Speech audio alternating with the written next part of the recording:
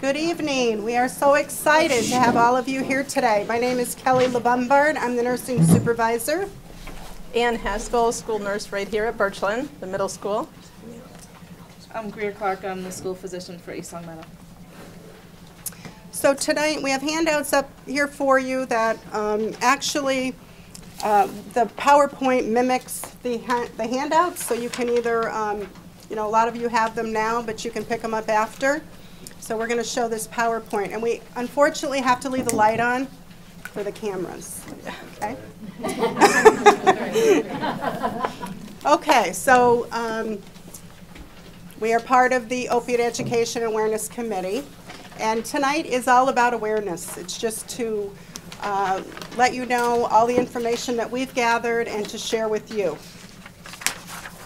This opiate awareness, it affects all of us, so we need a community to help solve the problem.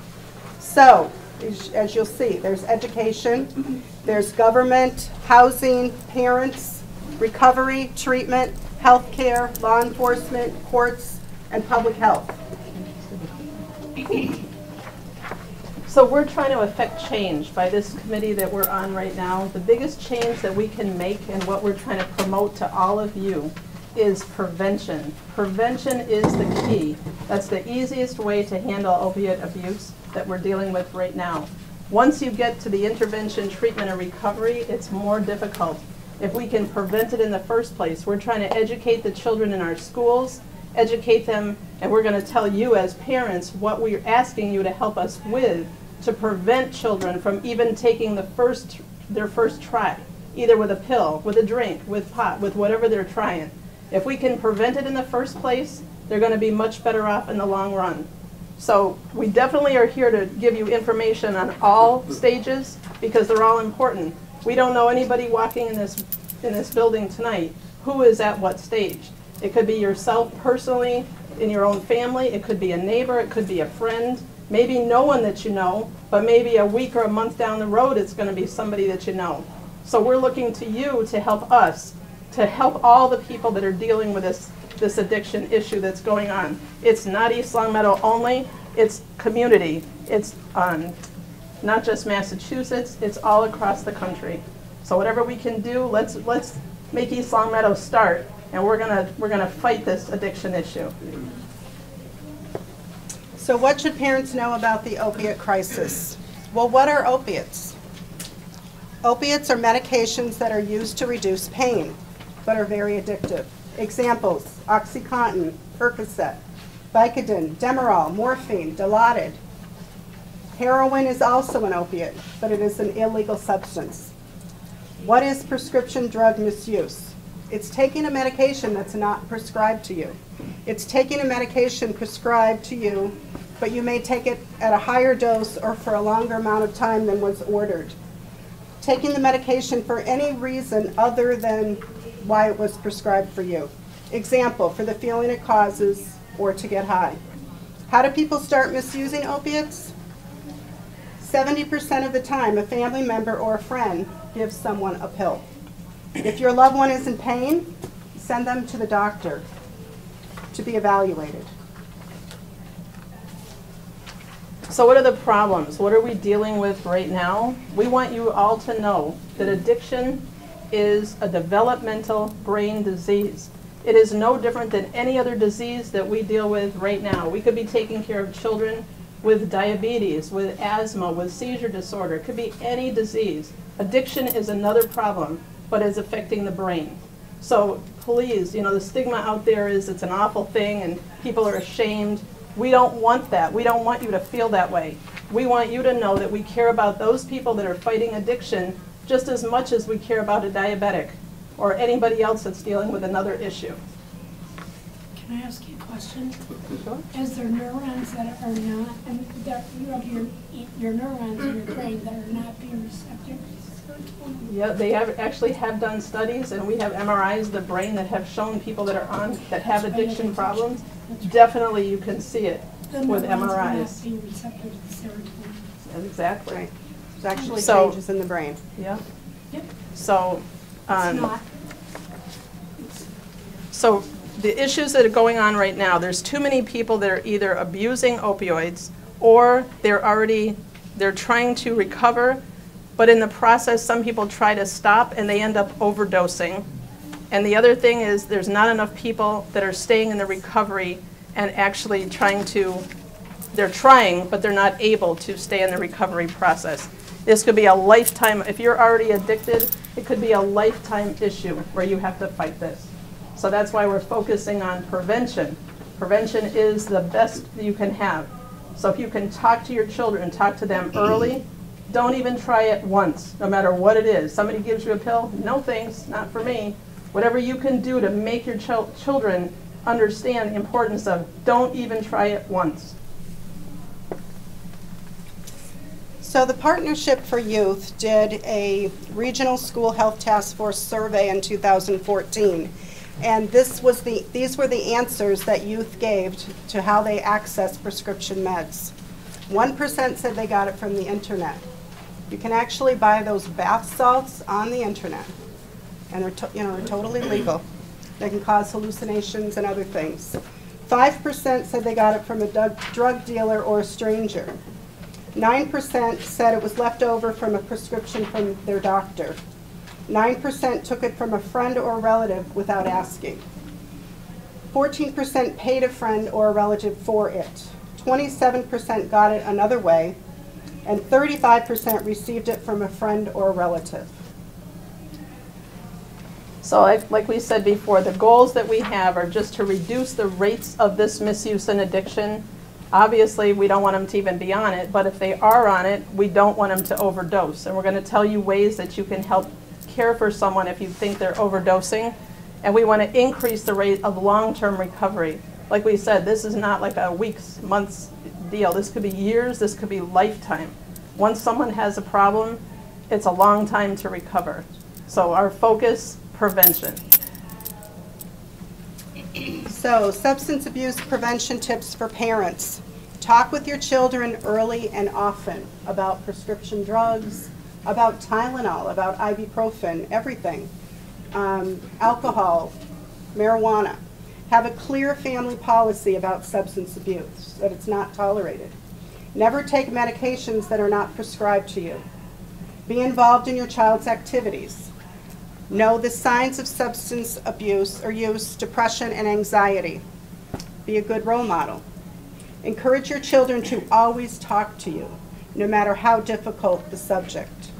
Encourage your children to look out for their friends, even if they're just not acting themselves, and report to a trusted adult. This really is important. I know a lot of people think this sounds funny, but family dinners studies have been done on eating together at night as a family. It shows that you have good communication with your children. Talk about their day, what went well, what went bad, what friends are they hanging out with, what do they plan to do on the weekend. Anything you can talk to them about. It's a great time of day. Have a good family dinner. Plan it at a certain time. Let them be involved with helping you make the dinner. I mean, we put it on here about cleaning up, but probably children aren't going to help you with the cleanup. But at least if you're working with the children, talk to them while they're doing that with you. You can learn an awful lot during a family dinner. Some people, and I know because we work in schools, we hear all the time, oh, I was running to this, and I had sports, and I had dancing, and I had this, and I had that. Well, did you eat? Well, yeah, I ate in my room while I was doing my homework. I know everybody has busy lives, but honestly, if you can make the time, even if it's not 7 days a week, try to make the time at least a few times during the week where you can actually sit with your children and talk to them during a nice family meal. How to prevent opiate misuse and addiction among family and friends. If you use prescription meds, make sure that you are the only one using them. Lock up all your prescriptions and over-the-counter medications. Monitor how many pills you have. Return the leftover meds right away. Now, some communities have drug collection boxes, and we have done drug take-backs in the past. But other things that you can do is you can destroy the leftover medication by putting it in kitty litter or coffee grounds. And we don't want you to flush it down the toilet. It's not good for the water.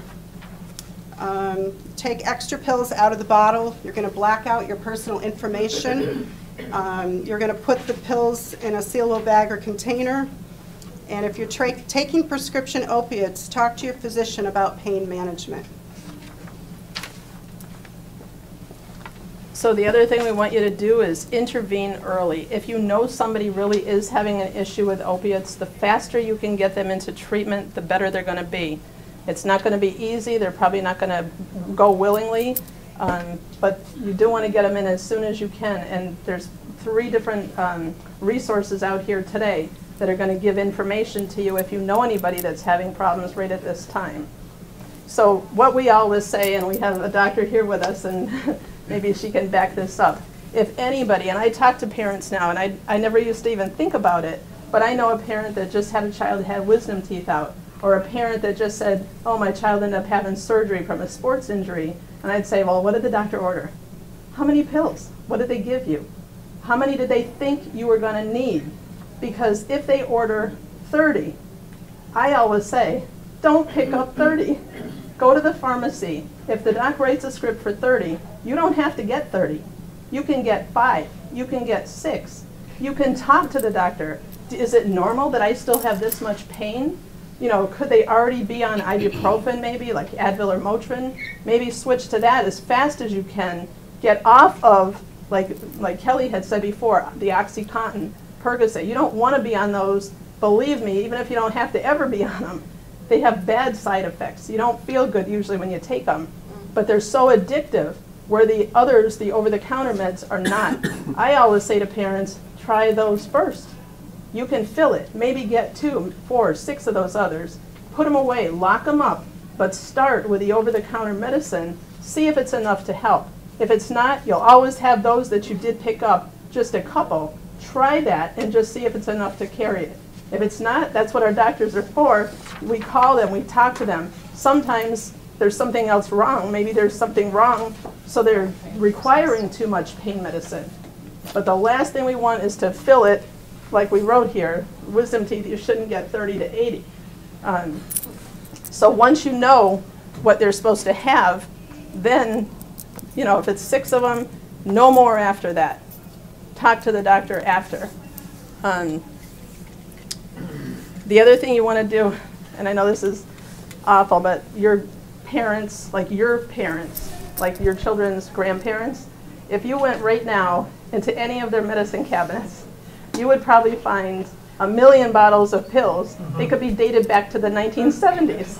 And I'm not joking. They don't think to throw those out. They think, oh, I better save them because maybe someday I'll need them. But what's happening, children don't realize. They will go and take them. They're called farm parties now, where they'll take all the pills, dump them all into one bowl. They'll go to a party, and they just scoop up a handful of pills, and they're taking them. They have no idea what they are, what they're for, what effects they're going to have on them. So we don't want to give those children access to any of those pills. The only way around it, get rid of them all. Like Kelly said, give them to a drop box, give them to a pharmacy. Some of the pharmacies have envelopes. You can put the pills in an envelope, seal it, and mail it. And I checked with Walgreens and CVS, they do have those, but you have to pay to do that to send them back. Otherwise, like Kelly said, mix them with cat litter, coffee ground, wet them good, put them in a bag, seal them, and throw them in the trash. But go through your parents' medicine cabinets, along with your own. And also educate them about why. Yeah. Signs of opiate misuse. Now these are all alphabetical, but these are some things that you may find or see. Bottles of vinegar, bleach, and cotton balls. I guess they use them to clean needles.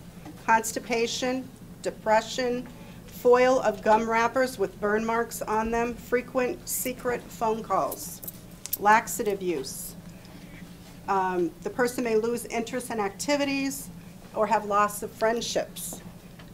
There may be money missing, credit cards, or valuables. The person may be nodding off to sleep, just sitting, at a table. Overall, unhealthy appearance. Pawn slips. They pawn things to get money. Problems in school or work. Purchases returned for refunds. Scratches on the skin, small plastic Ziploc bags, smaller pinpoint pupils. They spend more time away from home. Spoons with burn marks. Girls may stop getting their period. Thread marks or track marks on your arms. Trouble with the police. Vomiting or weight loss. So withdrawal symptoms from opioids, we hope it doesn't get to this point, but it could be diarrhea, vomiting, sweating, the pupils enlarged, irritability, anxiety, trouble sleeping. They crave the medications, they talk about it. Usually they will complain of pain, and usually muscle cramps, bone aches. We hope it doesn't get to this point, but if it does, the next slide is opiate overdose. So the greatest risk during an overdose is a lack of oxygen. You could hear choking sounds or gurgling or snoring noise. The skin turns blue, usually the lips and the fingertips, which is called cyanosis. The body becomes very limp. The face is very pale. They're unresponsive, even if you rub your knuckles on their chest or their sternum. No breathing or slow breathing, and vomiting or passing out. So the treatment, if you notice someone that has done that you've noticed any of these symptoms and they're passed out, always call 911 first. Even if you're unsure of the cause of what she just read, if you're not sure if it really was from an opiate, call 911. If you know CPR and you know how to give rescue breaths, you always would do that. If you think it's from an overdose, and if you have the availability of a medication called Narcan, Narcan totally flips the overdose to get them responsive. Everybody in this room has the ability to get Narcan. If you feel like you need it for a loved one or a family member, or if you want to have it for a neighbor, you have to be trained to give Narcan. And the woman that's across the hall, Marie Graves, who is going to be one of the next speakers, she said she will have a special class for anyone who wants to sign up with her. She will show you how to give Narcan, how to obtain it, and how to give it. It's just a little nasal spray that you put in, and if the person really is overdosing from an opioid, they're going to be responsive, usually pretty quickly after you give the Narcan. Like we have been trained already to give it. So you would, if you had the Narcan, you would give it after you've already called 911. You're going to continue with the rescue breaths until the ambulance arrives. Never leave the person alone. Stay with them until the ambulance comes and takes them to the ER. So naloxone is the name for Narcan. It's, like Ann said, it's the medication that reverses overdose from heroin or opiates. Who can give it? Medical personnel. EMTs, ambulance drivers, they carry Narcan. Any adult who feels that they should have it. So if you know of somebody who knows a person that is doing heroin or opiates and probably abusing, they can get this Narcan. And it's available for an emergency. It's also available at Holyoke Health Center on Maple Street in Holyoke, Learn to Cope, Main Street in Holyoke at the Providence Hospital, Springfield Walgreens pharmacies on Carew Street, State Street, St. James Boulevard, and Sumner Ave, and Tapestry Health on Maple Street and Main Street in Springfield. So anybody who acts in good faith, like we said, once you're trained to give Narcan, you can give Narcan. If somebody dies as a result of an overdose, whether you give Narcan or not, the Good Samaritan Law will protect you if you attempt to do your best and give the Narcan to try to reverse that. There's no guarantee that it's going to save the person, but that's their best chance of recovering from an overdose. So the Good Samaritan Law would protect you. It's, like I said, very safe and easy to administer. A nasal spray, half goes in each nostril. Usually it takes immediate effect, but it can take up to 8 minutes to work, but it only lasts 30 to 90 minutes once it's in the body. That's why we always say call 911 first, because you're going to give it and then wait for further treatment in the ER. So resources for support. So there are school personnel, any trusted staff member, nurses, adjustment counselors, guidance counselors, teachers, coaches, administrators, or resource officers. Community members, parents, grandparents, older siblings, police officers, clergy, physicians, addiction therapists, family members, and our community support groups. We have handouts for all of the information that we have presented to you tonight. So Kelly and I actually went to a class up in Greenfield. Greenfield has an even larger issue with this opiate addiction issues than we have here. But we would like to lessen all the numbers everywhere. When we left the class, these were the 2 points that they said, if we all walked away with these 2 points, everybody is going to be better off. So we can't stress this enough. What would really make a difference in everyone's lives, especially all of your children, make sure that they know, everybody in your life, that it's not okay to take somebody else's medicine. It's dangerous to take someone else's medicine. Never share medicine.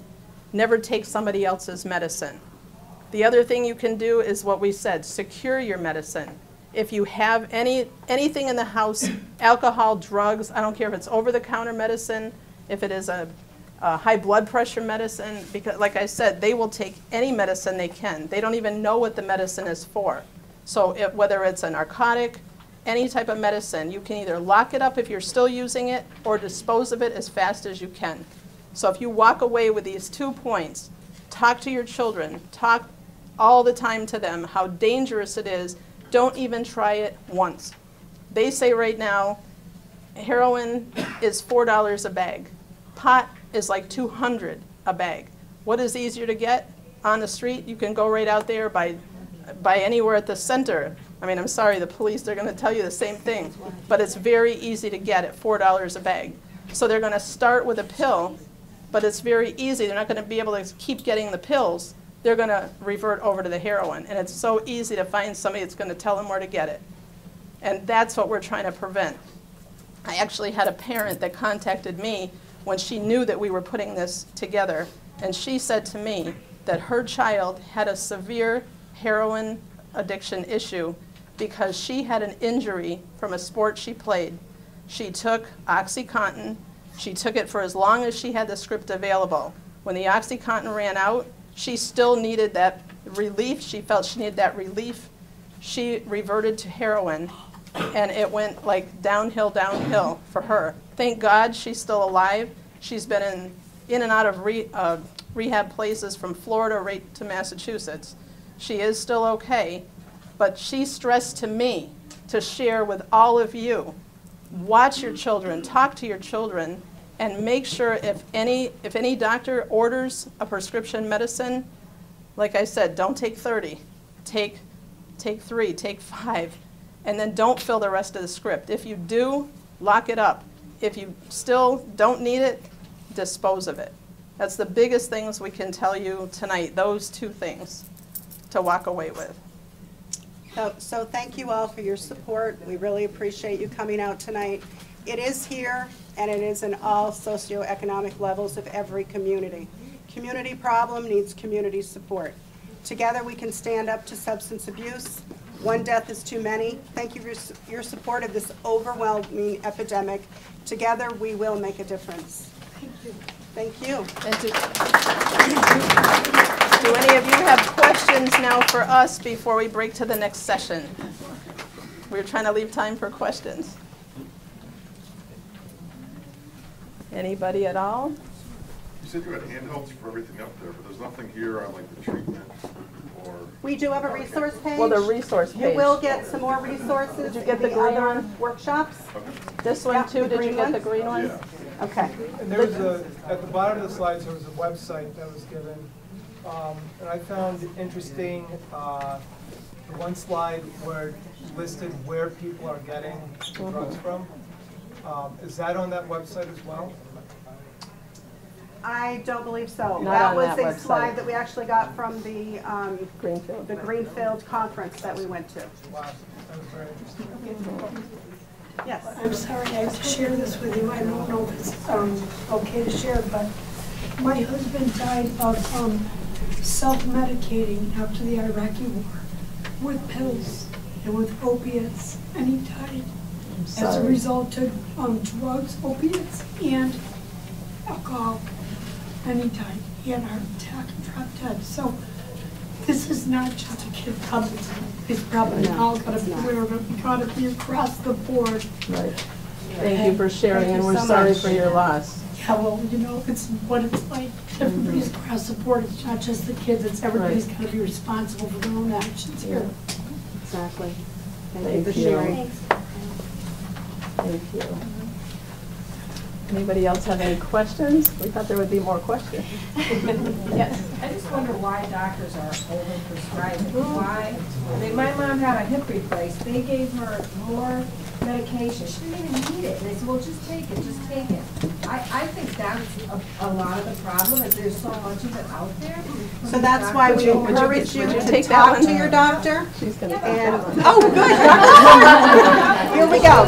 Our school physician, Dr. Clark. Unfortunately, I think we were all taught, and especially the older of us, were taught first do no harm, but take care of the people's pain. People can't heal with But it's pain. doing more harm. It is, and I think we're realizing that now. And of late, even for us to get re-licensed in Massachusetts now, we have to take narcotic instruction. We have to have at least, I think it's 6 hours in narcotic instruction. So those of us taking care of geriatric patients down to pediatric patients have to recertify. So I think also, and I have multiple patients from 0 to 21, and their pain perception is very different. We now know a lot more about medication, and back then it was all opioids. Everybody, let's give them some oxy or whatever. Back in the 50s, plenty of our mothers who were stuck at home in the house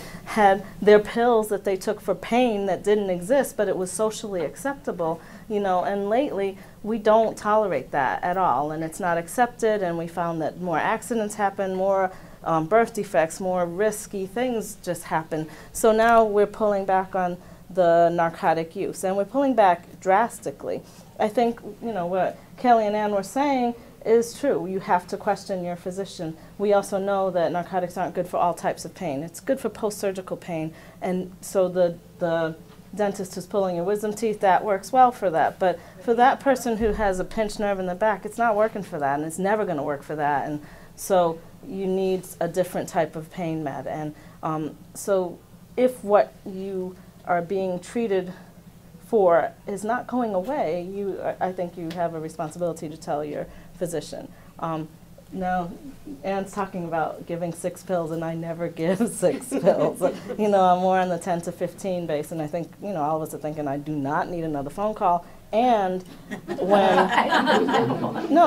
and truly, if it's in the middle of the night, now you have to have a hard copy of that prescription. And so there's no way you can help them over the weekend unless you can write the hard prescription or bring it to their home or something like that. And somebody may actually need it. It's just teasing out what is happening and what's not happening. So just know if you do need more, you're going to have to call between 9 to 5 on Monday. But here's what, I did ask a pharmacist that one time. Say you write the script for 30 and you only fill 6. They can go back and get it. They can go back. That's what my point is. Yeah. And I asked that, and they said definitely you can. Right. So you can still So write I it for can 30, write it for 30, but all but- I'm saying yeah. to you is don't fill it for 30. But I would also That's- say 30 is a lot for Right. something. Yes. If somebody's healing from pain, especially if we're dealing with our children, they heal so quickly. Faster. 24, 48 hours of narcotics and they're done. They don't need that anymore. And in personal experience, I had C-sections for deliveries, and they kept saying to me, you're in pain, because my blood pressure was up. Well, my blood pressure was up. I was not in any pain, and they'd give me some more pain medicine. I couldn't get up. And, for doctors, one size fits all for adults. And so, a lot of things were still changing. And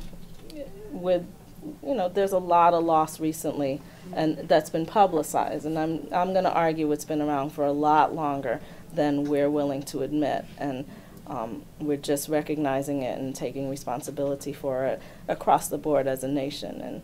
And because there's been loss of life, a lot of young loss of life, and especially with the war, the Afghanistan and Desert Storm, it really brought it to the front. So,